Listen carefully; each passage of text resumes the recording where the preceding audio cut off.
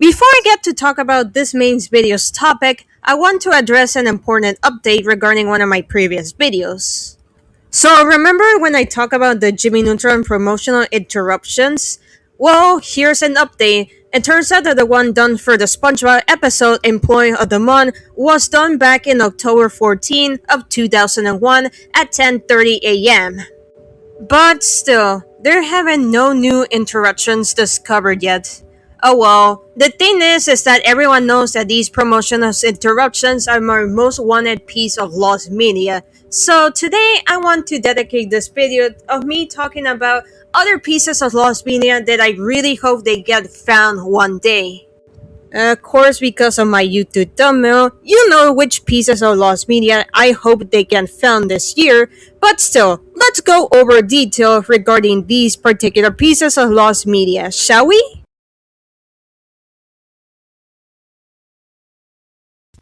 Because the Powerpuff Girls were extremely popular with Japanese audiences, an anime adaptation known as Dimashita Powerpuff Girls Z, or simply Powerpuff Girls Z, was created that ran from July 1st, 2006 to June 30, 2007.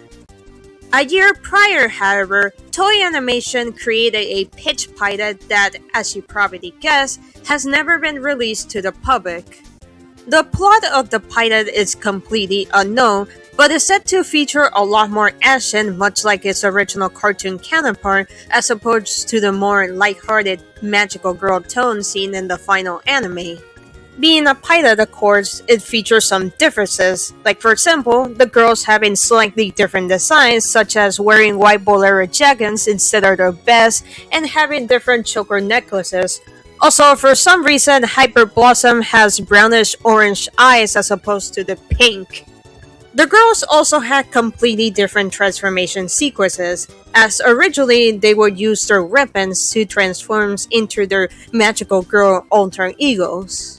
There's also the presence of a boy genius that resembles Ken, a character exclusive to the anime, in which, if I had to guess, he was probably intended to be the anime's equivalent of Professor Utonia before they decided to include him and rework him into Ken.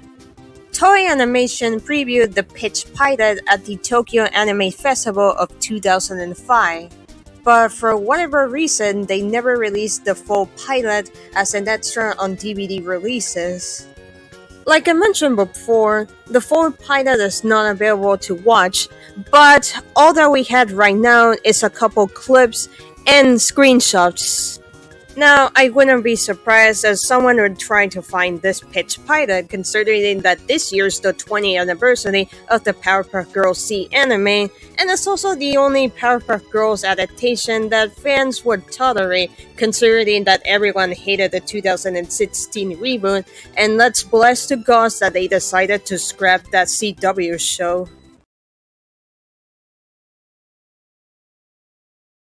Like with many movies, the original Ice Age had a lot of elements that didn't make it into the final cut of the film, with the two most notable ones being Sylvia and a completely different ending. Sylvia was a female Megan Lotzi, voiced by comedian Christine Johnson, and she would have had a crush on Sid, who he wasn't that kind to her. Here are the three scenes that she was going to appear. We will be introduced to Sylvia at the beginning of the film, in which obviously it showcases Sid's dislike towards her, and there was going to be another scene in which Sid pretends to be eaten by Diego to get away from her. The scene was actually kept in the final film, but instead is with the two rhinos from earlier in the film. And it's also worth noting that unlike when Frank and Carl, the rhinos, Sylvia is not fooled by this. But then, we have the original ending, which would have involved Diego actually dying, thus Sid and Manny would have returned to Roshan, the baby, back to the human tribe alone. They would have also reunited with Sylvia when Sid, after witnessing Diego's death, realized, I shouldn't have been so mean towards her, thus he would act much nicer towards her. Now, why were those elements Scrat? Well, in Sylvia's case, the crew felt that she made Sid come across as a bit unlikable, thus they decided to remove her from the final film. But it seems that Sylvia was cut so late into the film's development that she was still featured in this poster, and she even got her own toy at Burger King. As for the original ending, well, two words: test audiences.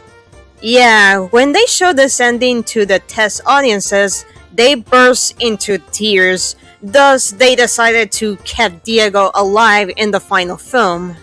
Now, the two deleted scenes with Sylvia are available to watch as they were released on the Extremely Cool Edition DVD.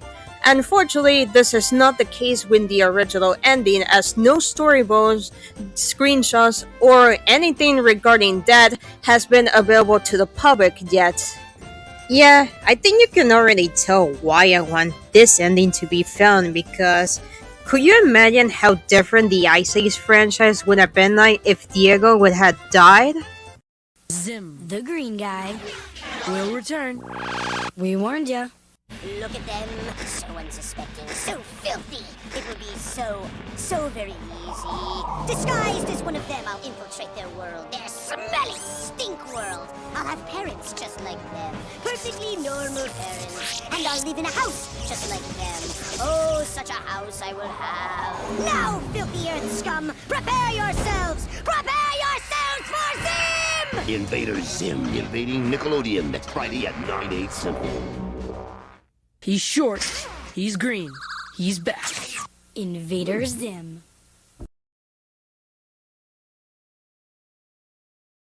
In 1999, a pilot for the Nickelodeon show Invader Zim was completed, and it revolved around Dib trying to expose Zim as an alien when he discovers that he's allergic to the school cafeteria's food.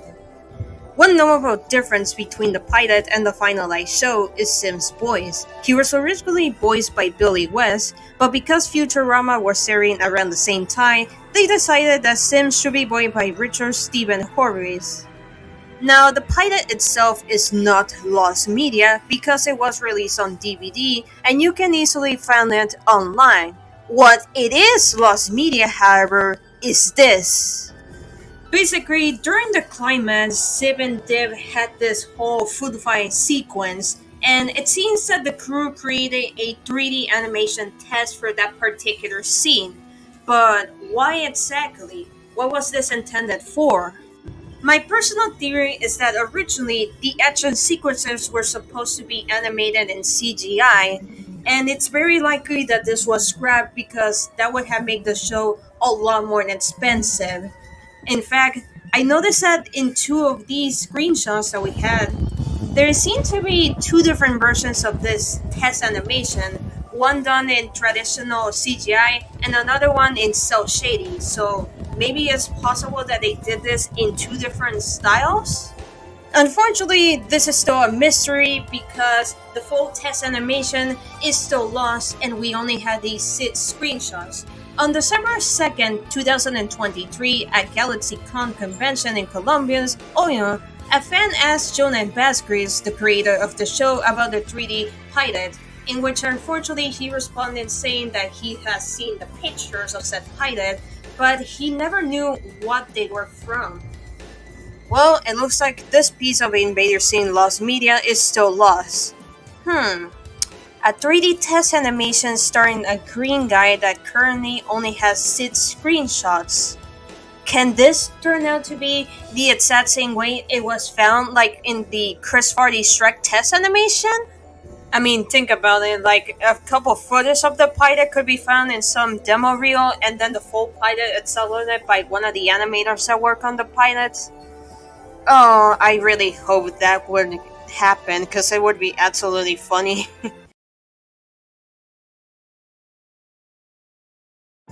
The 2010 Disney retelling of the Rapunzel fairy tale, Tangled, went through multiple changes during its development.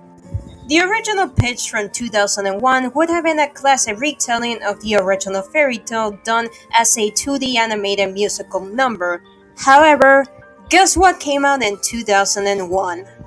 Yeah, after DreamWorks' Shrek was a massive success, Disney decided to Shrekify Rapunzel. Thus, they decided to scrap this version of the film. Currently, the only things available to the public is this art by Lisa Killeen of Rapunzel done in the style of The Swing by Fraga Gonard, and two songs, Are There Girls in the World Like Me and All That I've Done for You. You can tell that the former was intended to be the I Want song and the latter the villain song. In October 2003, the Shrek 5 Rapunzel would be announced to the public as Rapunzel Upgraded. Here's the premise of this version of the film. An evil witch named Lucretia despised fairy tale happy endings and plotted to change all that.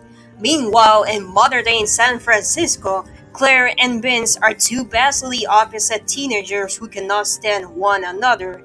Claire is a short-headed, fashion-obsessed teen who was concerned with her looks.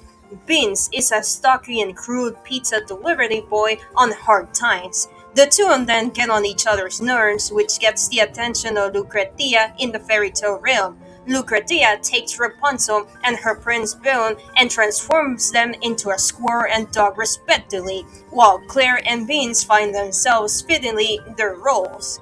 Claire and Vince eventually team up with Rapunzel and Bill to defeat Lucretia and return to their respective places of time. The film was originally going to be released during 2007. However, in November 2005, the film was announced to be getting delayed and will now be released sometime during the summer 2009. However, in 2006, this version of the film was ultimately scrapped. Outside of a couple test animations and concept art, nothing about Rapunzel Unbraided has been released to the public yet. However, sometime in 2007, the movie was put back in pre-production, now known simply as Rapunzel, with all these Shrek-like elements being removed in favor of a more traditional retelling of the fairy tale. The plot would have been a bit closer to the final film, but with a darker tone. Rapunzel was a mostly quiet character with limited speech, and she did not have any pets. Mother Gothel was a much more subtle villain with a sinister edge to her. Boone the dog became the sidekick to Bastian, the original love interest for our titular character, and he worked for a man named Griffon who has been keeping the kingdom of Corona in a state of war since Rapunzel's kidnapping. Bastian finds the tower that Rapunzel has been kept in and form a bond together. Rapunzel would have spent the majority of the film in the tower, only coming down about the last quarter of the film, and Goth's fate would have been the same as seen in the final film. Now, if you're wondering why the film's title was changed to Tangled, well, that was because Disney felt that one of the reasons The Princess and the Frog didn't perform great in the box office was because the title was too girly, so they decided to give their Rapunzel adaptation a more gender-neutral title. Like when Rapunzel Unbraided, concept art exists for this darker version of the film, but other than that, stuff like test animation has yet to be released to the public. Given that Tangled is like one of, if not my favorite Disney film of all time, I really hope that many stuff related to these early incarnations of the film get found one day. Like, I just really hope we get something like test animations and even some early voice performance if there ever been some voices recorded. Well, my dear viewers, those were my most wanted pieces of lost media besides the JN interruptions. Will they get found this year? I really hope so, because it would be pretty cool to find at least some new information regarding these 4 pieces of lost media. Thank you so much for watching this video, and I will see you guys next time. Goodbye!